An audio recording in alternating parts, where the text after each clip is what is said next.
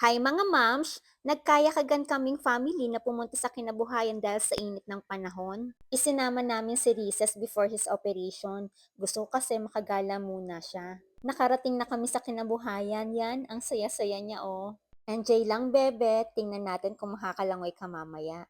Tinitingnan niya yung tubig na para bang gusto na niyang lumangoy. Naghanap muna kami ng magandang view para syempre magpipictorial muna si mami. Dahil ayaw namin ng sobrang lumayo, ayan, dito na kami napadpad. Enjoy lang tayo, bebe.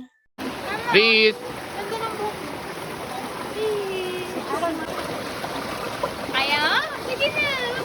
Wow! Wow! Hindi na galaw. Andun lang siya. Hindi Hindi na ka nagalaw? Ha?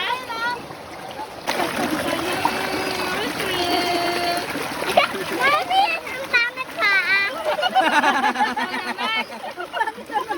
Bakit doon ang paa?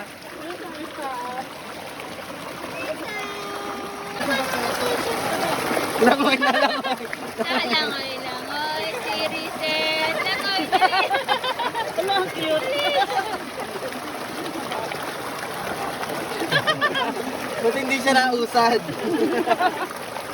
Dahil nakalimutan ko yung towel niya, ayan, yung post lang yung nabasa sa kanya. Pero good job, bebe ha, ang galing naman niya. Umalis agad kami nung nakapaligo na ang lahat.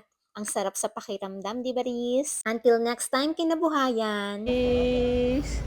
Tuyo na siya. Love it.